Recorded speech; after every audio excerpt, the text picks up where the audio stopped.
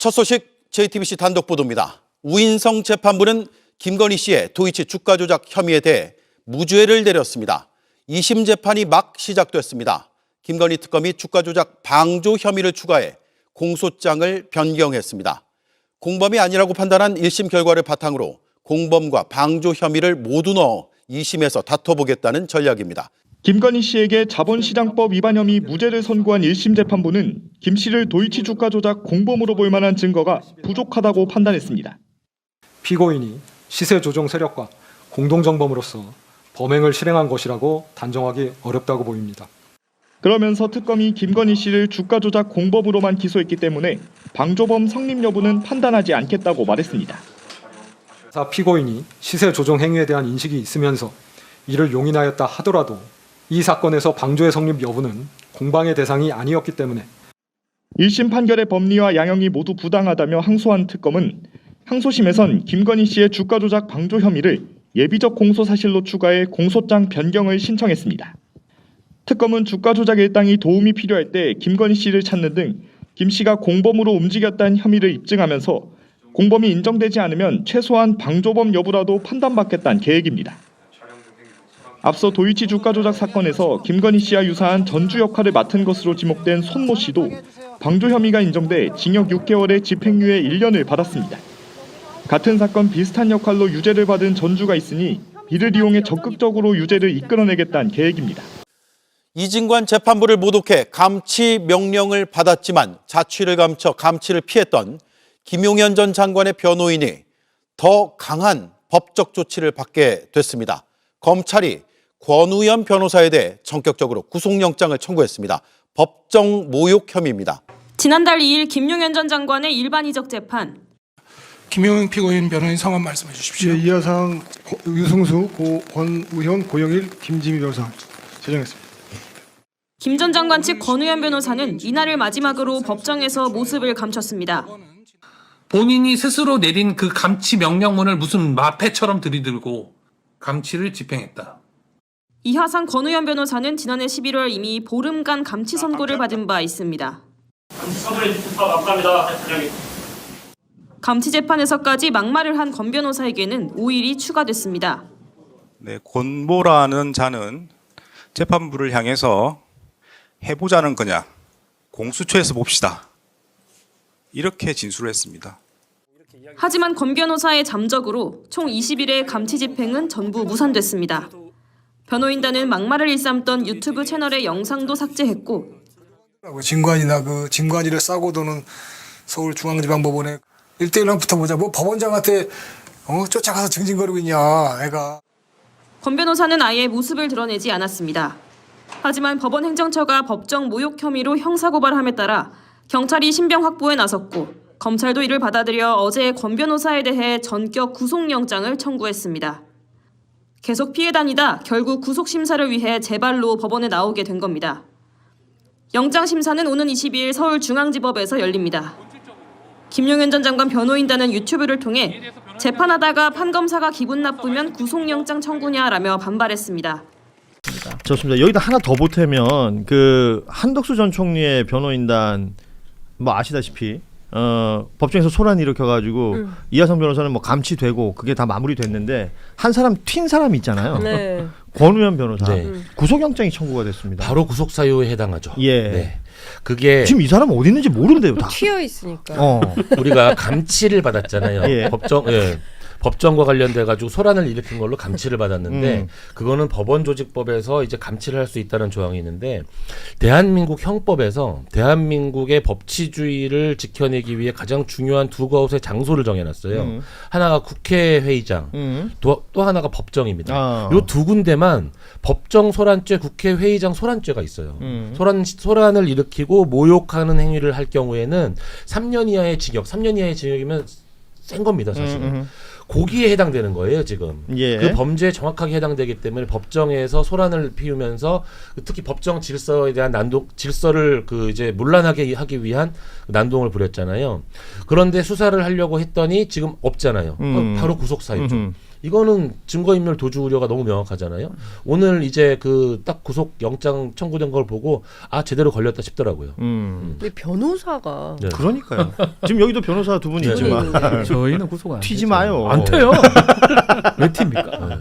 아, 이게 진짜 너무 이해하기 힘든 일을 벌인 사람이고 그 이후에 책임이라는 부분은 단 1도 없는 거 아니에요. 그러니까 우리가 흔히 상식적으로 생각했을 때 변호인이 법정에서 하는 행위는 그 피고인의 이익 때문에 하는 일. 그렇죠. 이 사람이 아무리 나쁜 그렇죠. 짓을 했다 하더라도 그러니까. 이 사람을 변론하기 위해서 무슨 일을 한다면 그래 변호사니까라고 할 수 있을 텐데 이건 그 얘기가 아니잖아요. 그러니까요. 진행을 방해하기 위한 목적이 있어야 돼요. 진행을 방해하기, 그러니까 내가 변호하는 과정에서 목소리가 커질 수도 있고 그 판사랑 싸울 수도 있고 국회의장한테 소리를 지를 수도 있어요. 그건 진행에 대한 거지만 그 진행을 방해하기 위한 이거 목적 범죄거든요.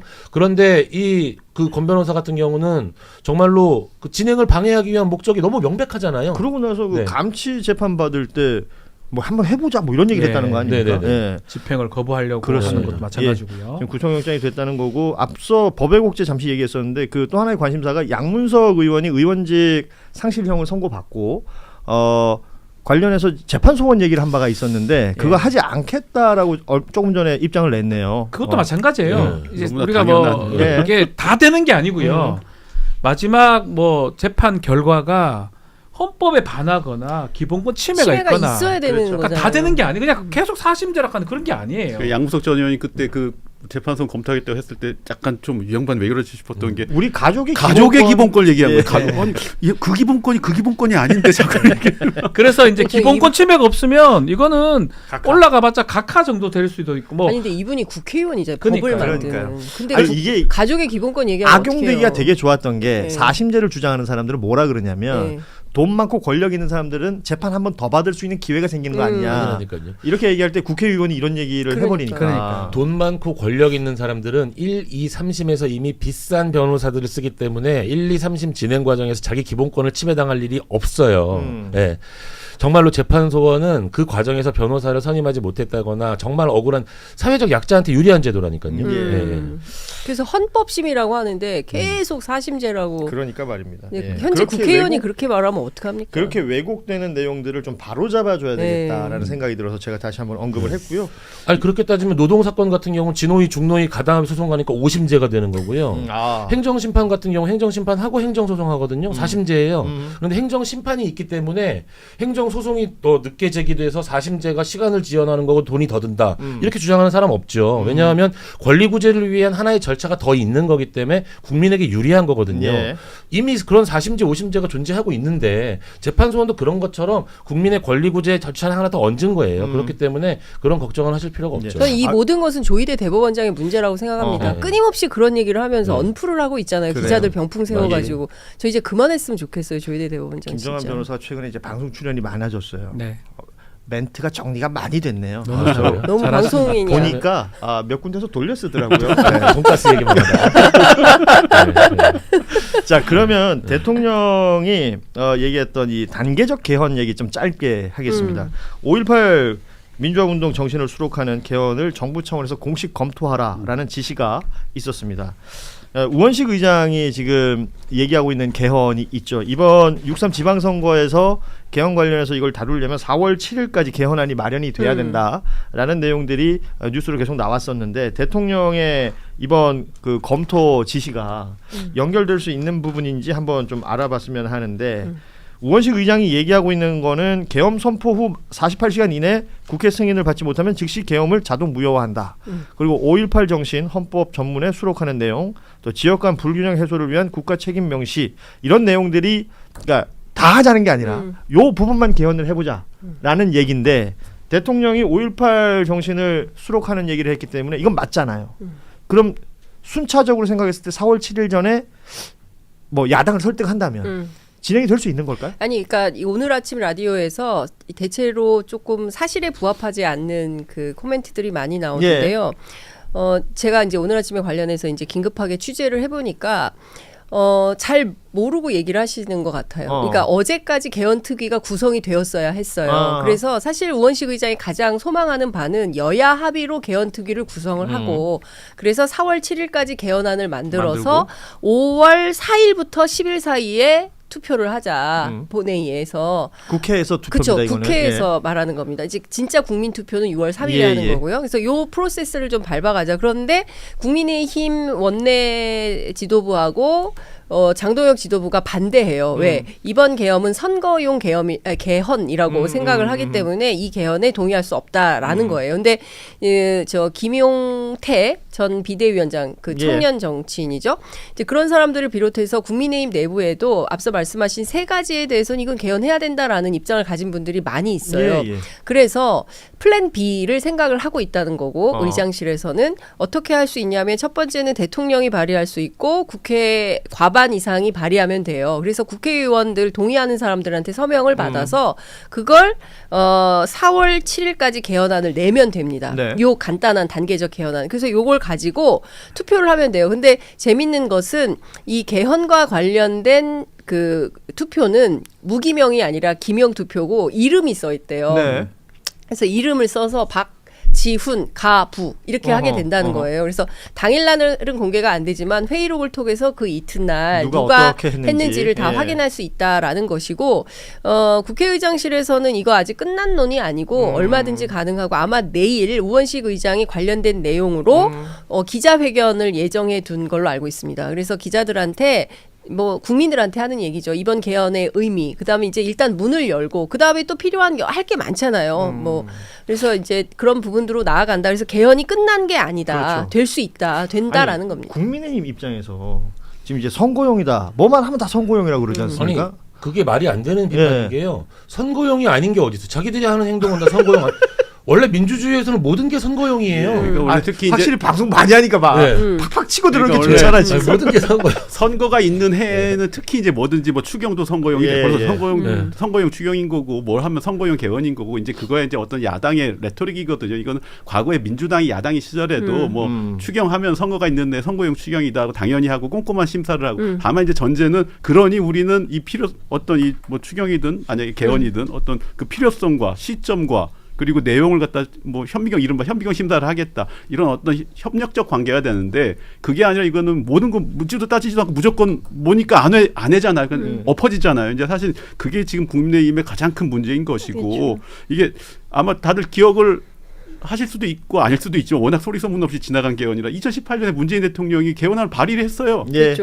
그래갖고 국회까지 올라갔어요. 근데 그게 그때 기명 투표했는데 아예 불성립이 됐어요. 왜냐하면은 이게 재적의원의 3분의 2잖아요. 그렇죠. 그러니까 지금 보면은 현재 이번 국회가 지금 재적의원이 줄어서 한 295명 정도인데 지금 제가 그거를 197명인가? 맞아, 196명인데 그거를 의장실에서 벌써 표 계산을 끝내놨어요. 표 계산을 끝내서 몇 표가 나와야 되는지. 그렇죠. 그래서 이제 5월 4일에서 10일 사이에 국회 본회의 표결을 해야 되는데 그 전체 지금 295석이고 그 중에서 196석을 하면 되는데 197석이 돼야 되는 거 아닌가요? 197, 뭐 196, 197, 뭐 그렇게 될 것 같아요. 아니 196이면은 196이라고 그러던데 수점으로 땅땡땅 떨어질 것 같은데. 뭐 197이라고 치면 잠깐만 거기다가 그래서 지금 뭘 얘기를 하냐면 국민의힘, 그러니까 국민의힘을 뺀 나머지 있잖아요. 뭐 조국혁신당, 뭐 진보당 등등 다 합치면 187이래요. 187. 그래서 9에서 10표, 그러니까 9에서 10표만 있으면 되는데 국민의힘에서 넘어와야 될 그렇죠. 그래서 이렇게 세어보면 넘는다는 거예요. 넘어. 그러니까 장동혁, 송언석 지도부가 반대해도 투표하면 된다. 그래서 이거를 걱정하지 않는다. 22일 날 오스트리아 해외 넘어올 순방이 명단도 있대요. 혹시 좀 들으셨어요? 갖고 있대요. 네. 이렇게 되면 의장실이 조사를 다 지난번 끝냈어요. 그 탄핵일 때도 마찬가지고요. 계엄 해제할 때 소위 말하는 친한계 의원들 지금 또 이렇게 되면 여기 또 이름이 거론될 것 같기도 하고. 그래서 저는 그러고 나면 또 한동훈 전 대표가 내가 개헌했다. 그럴 수 있지. 이게 참 쉽진 않을 것 같아요. 3분의 2 제적한다는 게 지금 좀 전에도 얘기했지만 친한계니까 자기가 나는 이거 개헌에 찬성한 사람, 반대한 사람 알게 돼 버리거든요.